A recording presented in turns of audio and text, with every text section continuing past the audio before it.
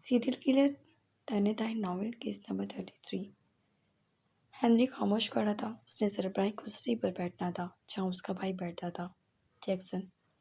उसने जैसे बहुत शिद्दत से उसे याद किया, लेकिन वो जा चुका था। वो संजीदगी संजीदगी चेहरे पर तारी किए उस कुर्सी पर बैठ गया और सबने उसकी जानिब देखा। वो बोलना शुरू हुआ। वो लोग माफिया के मेंबर से। उन सबको इल्म था कि हेनरी में वो सलाहियत ही नहीं। तंजिया मुस्कुराहट लबों पर सजाए वो उसे देख रहे थे। हेनरी ने वही सबक जो जैक ने उसे पढ़ाया था, वो उन सबको सुना दिया। तभी बीच में से एक सवाल उभरा और जैक ने उसे सब समझाया था। वैसा ही वो बोलता चला गया। एक बात का जवाब चाहिए मुझे। ना तुम्हारी क्वीन है और ना है जानशीन। उम्र भी छोटी है तो तुम इतने मामलात को कैसे हल करोगे? किसी एक ने सवाल किया, जबकि हेनरी ने शाने झुका दिए। ये सब आप लोगों के बनाए हुए असूल हैं। वो लापरवाही से कह के उठ गया और माफिया में गद्दी किसी कानून की तरह थी। जिस तरह मुल्क का कानून नहीं बदला जा सकता जिस तरह मुल्क का कानून नहीं बदला जा सकता, उसी तरह माफिया का कानून नहीं बदला जा सकता था, जिसमें ये दर्ज था कि माफिया की गद्दी उसे ही मिलेगी जिसके पास कोई न होगी। और जैक्सन ने भी तभी किया था माफिया को कबूल। जैकोब भी उठ गए, जबकि जेम्स तो आया ही नहीं था। और उन सबके और उनके सपोर्टर के उठते ही उन दोनों ने एक दूसरे की तरफ देखा। ऑर्थर के ऑर्डर्स हैं हेनरी पर डायरेक्ट अटैक किया जाए। क्या ख्याल है? आसान हत्फ है, वो बोले, जबकि दूसरे ने सर हिलाया और वो दोनों ही उठ गए। न्यूज़ चिल्ला चिल्ला के पेरिस के मशहूर होटल के एक स्वीट में लगी आग की इत्तला दे रही थी, जहाँ जैक्सन रोबो था। जहाँ कई लोगों के चैन उतरा था, वहीं जैक बेचैन हो गया था और हेनरी उसे रब्ता करना चाह रहा था, मगर बेसुध। उसने किसी की कॉल नहीं उठाई थी। सर जैक्सन आया। ऑर्थर के लिए ये इत्तला ऐसी थी कि वो हैरत से कुर्सी छोड़कर खड़ा हो गया। कौन? Sir Jackson. ऑर्थर ने गहरी रात और अपने आगे पड़ी शराब की बोतल देखी और अपनी आंखें खोलने की पूरी कोशिश करता और जल्दी से दराज खोलकर बंदूक निकाल चुका था। जबकि जैक्सन अंदर आ चुका था, उसका यूं हड़बड़ाना और बुखलाकर गन लोड करना देख चुका था। वो हल्का सा मुस्कुराया और ऑर्थर की बड़ी मेज के सामने कुर्सियों पर बैठ गया। उसने चेयर खींचकर टांग पे टांग चढ़ाई और पाँव झुलाने लगा। ऑर्थर उसे घूर रहा था। जैक्सन ने मुड़कर उसकी जानिब देखा। क्या हुआ? डर क्यों रहे हो? वो बोला और ऑर्थर ने पेशानी पर बंदूक रखकर पेशानी को जाई और उसके सामने आ गया।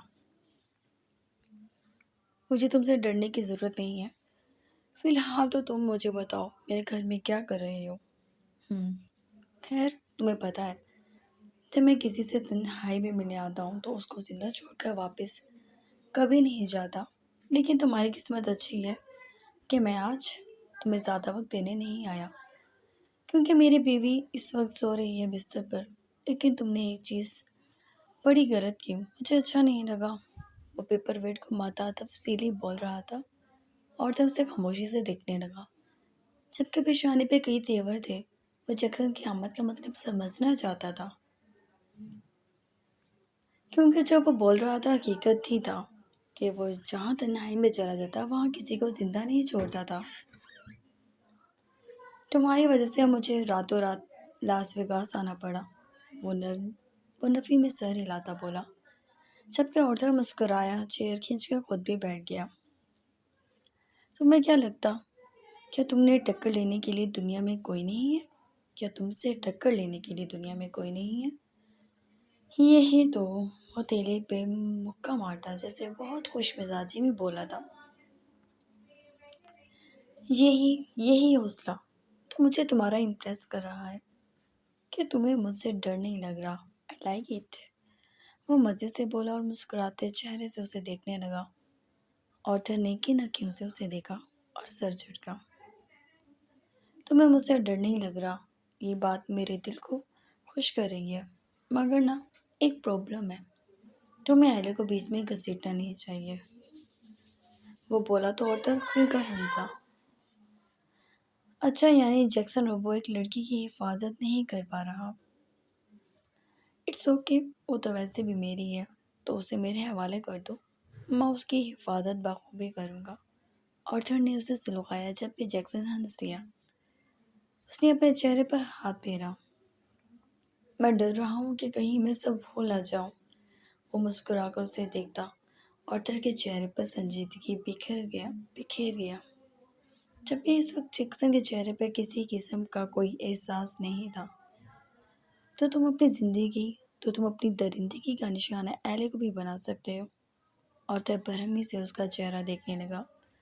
وہ سر کو زبردست سے جنبش دے گیا۔ میرے لیے دنیا میں کچھ قیمتی نہیں، حتیٰ کہ یہ ایک کرسی بھی نہیں، کسی بچے کی، لڑکی کی یا بوڑھے کی جان بھی نہیں۔ تو تم مجھ سے اگر کسی قسم کی امید رکھنے والے ہو تو بے وقوفی کر رہے ہو، اس نے کہا اور ادھر ادھر دیکھا۔ آرتھر کی آنکھوں میں ذرا حیرانگی تھی۔ جس لڑکی کو اس نے دنیا سے ایسے چھپا لیا تھا کہ اس کی جھلک بھی کسی کو دکھائی نہیں دے رہی تھی، وہ اسی کے بارے میں کوئی رد عمل نہیں دے رہا تھا۔ وہ جیسے نہ سمجھ آنے والا انسان۔ چلو ایک گلاس بناؤ، میرے لیے بھی، دشمن کے ساتھ پینے میں بھی مزہ ہے، اس نے کہا جبکہ آرتھر اسے گھورتا رہا اور جیکسن نے ہنس کر خود ہی بوتل میں سے شراب گلاس میں اڈیلنے کے بجائے اس نے ڈھکن ایک انگوٹھی سے ہٹایا اور منہ سے لگا لی۔ میں تمہیں مار بھی سکتا ہوں، آرتھر نے نفرت سے کہا۔ مار دو، وہ سکون سے بولا اور دوبارہ پینے لگا۔ آرتھر نے غصے سے گن لوڈ کی اور جیکسن پہ تان لی۔ وہ سرخ نظروں سے اسے دیکھنے لگا اور آرتھر نے اس پر فائر کیا کہ جیکسن نے اس کا ہاتھ بلند کیا اور فانوس میں جا کے فائر لگا اور چھناکے سے فانوس کی کانچ ارد گرد پھیلی تو کمرے میں مکمل اندھیرا چھا گیا، جبکہ جیکسن نے منہ سے لگی شراب کی بوتل ہٹا کے اس کے سر پہ پھوڑ دی۔ آرتھر نے اس کے پیٹ میں مکہ مارا جبکہ جیکسن اس کی گردن میں بازو حائل کر گیا۔ تم نے مجھے نہ مارا تو میں تمہیں بری ناقابل فراموش موت دوں گا، لیکن سب سے پہلے ایلے کا پیچھا چھوڑ دو، کیونکہ جب تک میں زندہ ہوں تم اس تک نہیں پہنچ سکو گے۔ اگر اتنے ہی ایک مرد کی نسل ہو تو مقابلہ مجھ سے کرو۔ میں نہیں چاہتا میرا دشمن جلد مرے، کیونکہ یہ مت سمجھنا میں تمہیں آسان موت دوں گا۔ تم مجھ سے ڈرو، ایلے کے بارے میں سوچنا بھی چھوڑ دو۔ اور آرتھر نے اس کے پیٹ میں پھر سے گولی ماری اور اس کی گردن جگڑنا چاہی جیسے جیکسن نے چھونے بھی نہیں دیا۔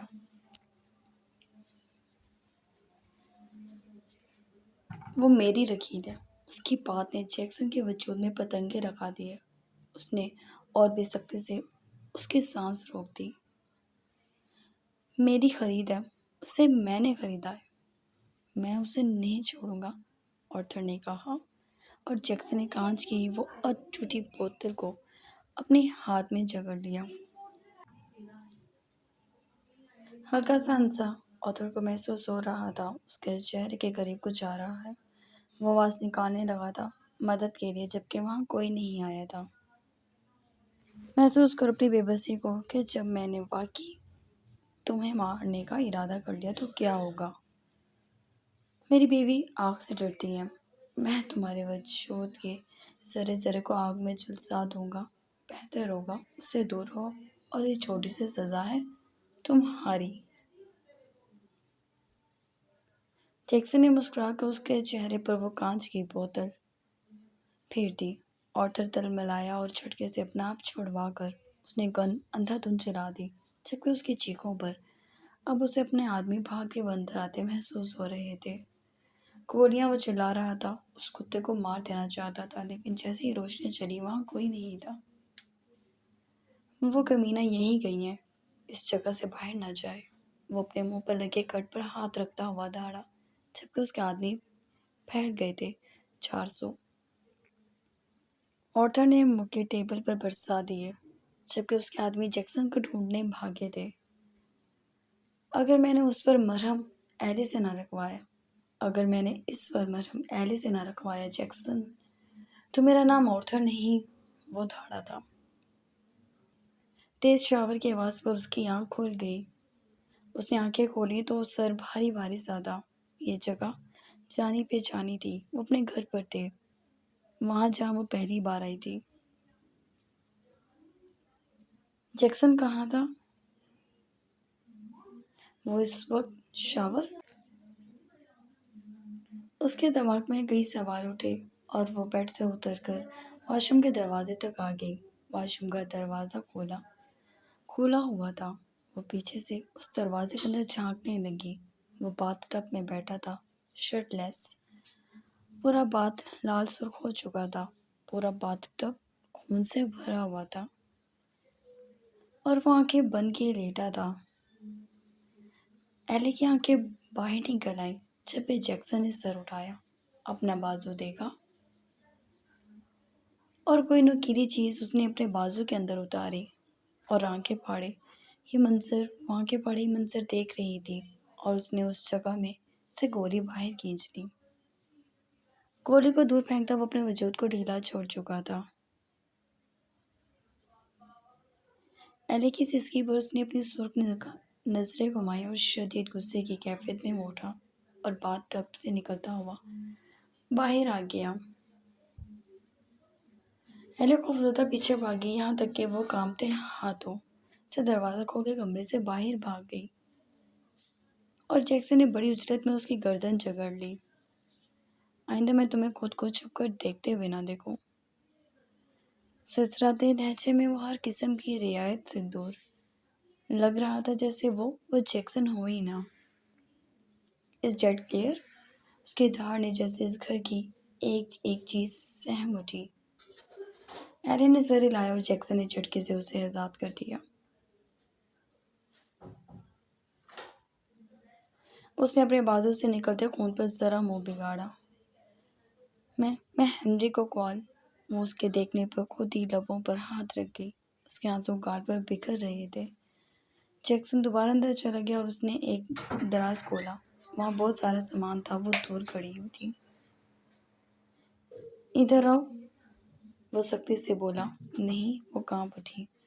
وہ جان گئی تھی وہ اس سے کیا کرائے گا۔ جیکسن اٹھا تو ایلی بیٹھ گئی اس سے فاصلے پر۔ وہ سسک کر رو دی۔ اسے بہت خوف آتا تھا، خون سے، زخموں سے اور جیکسن۔ وہ ہچکیاں بھرتی رہی تھی۔ جیکسن نے اس کے آگے اپنا بازو کر دیا جس میں سے خون مسلسل گر رہا تھا۔ یہ سوئی اٹھاؤ اور اس زخم کو سی دو، وہ بولا۔ نہیں، وہ دنگ رہ گئی۔ جیکسن، ہم ڈاکٹر کے پاس چل۔ اس نے اس کا منہ جکڑ لیا۔ کیا ہے؟ کہا ہے نا، بس جتنا کہوں اتنا ہی کرو۔ اس سوئی کو اٹھاؤ اور سی دو اس زخم کو، ورنہ میں تمہارے سر میں کوئی چیز مار دوں گا۔ وہ بالکل ہی مختلف لگ رہا تھا۔ ایلی پھوٹ پھوٹ کر رو دی۔ بہت تکلیف ہوگی۔ وہ اس کا چہرہ تھام گئی اور جیکسن نے اس کے ہاتھ جھٹک دیے۔ پلیز آپ چل لیں۔ اور جیکسن اتنی بھی برداشت کرنے کے موڈ میں نہیں تھا۔ اس نے اس کی انگلیاں پکڑ کے موڑ دی۔ درد ہو رہا ہے؟ وہ بھٹکا۔ ایلی سسکتی ہوئی سر ہلا گئی۔ مزید نہیں چاہتی؟ تو جو ہو رہا ہے وہ کرو، تو جو کہا ہے وہ کرو۔ وہ جنبیت کی انتہا پر تھا۔ ایلی سمجھ نہیں سکی اس کا قصور کیا ہے، ایسے کیوں کٹ رہا ہے۔ آخری بار تو اس نے اپنے ارد گرد بہت آگ دیکھی تھی اور اب وہ اسے جو کام کرا رہا تھا۔ ایلی کے رونگٹے کھڑے ہو گئے تھے۔ کانپتے ہوئے اس نے وہ سوئی اٹھائی اور اس کی ہمت نہ ہوئی جیکسن کو چھونے کی بھی۔ وہ جیکسن کا بازو پکڑ کے اپنے لب رکھ گئی۔ بہت درد ہوگا، ایسے مت کرے پلیز، وہ بولی، جبکہ جیکسن کو اس وقت کچھ نہیں چاہیے تھا۔ اس نے اسے جھٹکا اور آئینے کے آگے آ گیا اور وہ سوئی زخم میں ڈالتے ہوئے وہ کام ایلی زیادہ چلائی تھی اور وہ دانتوں پہ دانت چبائے سوئی سے اس زخم میں ٹانکیں بھرنے لگا، جبکہ ایلی کانپ اٹھی تھی اس کا وحشی پن دیکھ کر۔ اور یہ سب کر کے اس نے اپنے بازو پر ساری پائیوڈین الٹ دی اور درد کی انتہا پر پہنچتے وہ پیچھے بیڈ پہ گر گیا اور پاؤں جلانے لگا۔ اس کے زخم سے خون نکلنا بند ہو گیا تھا۔ اوپر لگا خون شیٹ پر لگ رہا تھا۔ ایلی بہت رو دی تھی۔ اس کی تکلیف پہ وہ خود کو انسان کیوں نہیں سمجھتا تھا۔ وہ ڈر گئی تھی اس سے بہت زیادہ، جبکہ جیکسن یوں ہی لیٹا ہوا تھا۔ رابطہ ہوا جیکسن سے نہ چاہتے ہوئے بھی، ہنری سے اس نے پوچھا، جبکہ ہنری نے دادا کو دیکھا۔ کتنی عرصہ کتنا عرصہ گزر گیا تھا، جیک کے کانوں نے دادا کا لفظ نہیں سنا تھا۔ نہیں ہوا، مگر مجھے کچھ ٹھیک نہیں لگ رہا۔ یہ خاموشی بڑے طوفان کی گواہ ہے، ہنری نے کہا۔ پلان فی الحال تمہاری شادی کرنی ہے۔ اپنے اس بھائی سے کہہ دو، اگر تم سے محبت کرتا ہے تو پہنچ جائے۔ دادا مجھے شادی نہیں کرنی ابھی، وہ ضد ہوا۔ ہنری، چیک غصے سے بڑھ گیا اور ہنری چپ ساتھ گیا۔ اسے کچھ بھی اچھا نہیں لگ رہا تھا۔ کہاں جا رہے ہو؟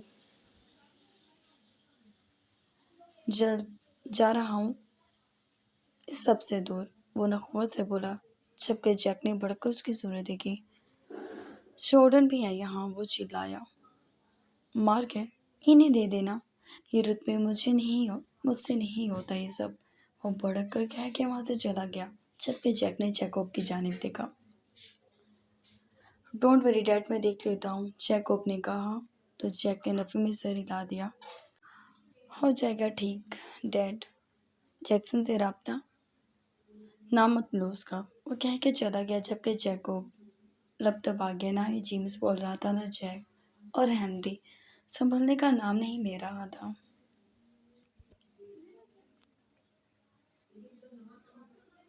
وہ ایلے کے اٹھنے سے پہلے ہی بیٹھا تھا لاؤنج میں، اس کے آگے لیپ ٹاپ تھا اور وہ ماتھے پہ کئی تیور لیے لیپ ٹاپ کو گھور رہا تھا۔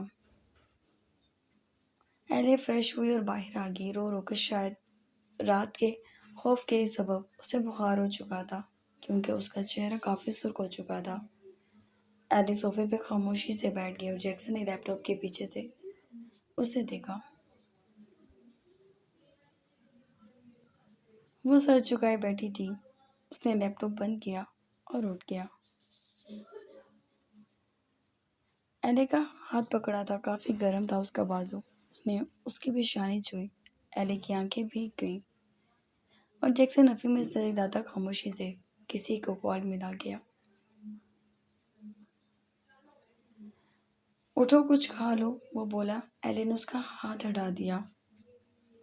جیسے آپ درد کی انتہا پر پہنچ کر بھی نہیں مرتے تو میں بھی نہیں مروں گی، اس نے کہا اور خود ہی کچن میں چلی گئی۔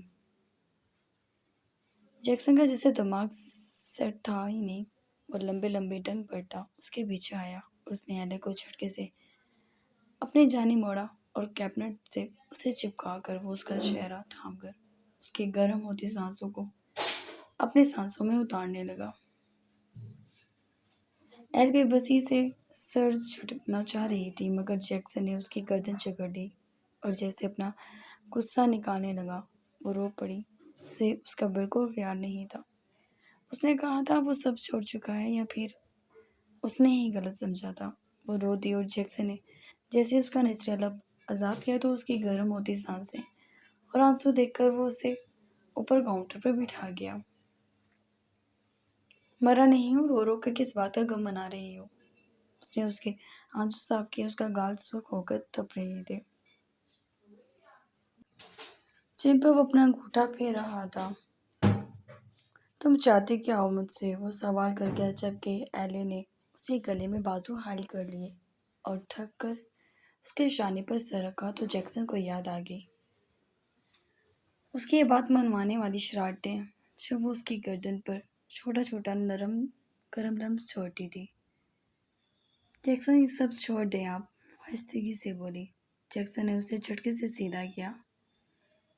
ایلے، میں کچھ نہیں چھوڑوں گا، میں کسی چیز سے پیچھے نہیں ہٹوں گا۔ مجھے تمہیں کوئی دھوکے میں رکھنے کا شوق نہیں، اور نہ مجھے تمہیں یہ بتانے کا شوق ہے کہ تمہارے لیے میں ہر برا کام چھوڑ دوں گا۔ نہیں، میری جنگ، میرے اصول اور میرا کھیل الگ ہے، اور تم الگ۔ نہ ہی میں تمہیں چھوڑوں گا اور نہ ہی اپنے اندر کی نفرت کو اپنی جوانی کے ساتھ اسے پلتا آیا ہوں۔ کل کے آئے تمہارے عاشق کے لیے جیکسن کچھ نہیں چھوڑے گا۔ اگر جیکسن مرے گا تو ایلے بھی مرے گی۔ Prepare your mind. हम्म, कहकर वो उसके पास से चला गया। मुझे मुझे अभी तो नहीं मरना।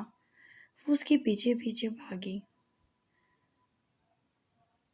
हनी जिंदगी से इतना भी प्यार नहीं करते। उसका गाल थपथपा गया। वो लब निकाल गई। जैक्सन, लेट जाओ। उसने सोफे की जानिब इशारा किया और एले ने देखा कि कोई लड़का अंदर आया है और जैक्सन ने उसे एले को देखने के लिए कहा। एले को चेक करके उसने मेडिसिन दी और जैक्सन की जानिब देखा। आई थिंक सर मैम को किसी फीमेल डॉक्टर को दिखाना चाहिए, वो बोला। क्यों? वो शाने उछवा गया। I think she is pregnant, वो बोला और एले चिल्ला उठी। क्या सच में? वो चिल्लाई और जैक्सन के चेहरे पर जैसे साया सा छा गया।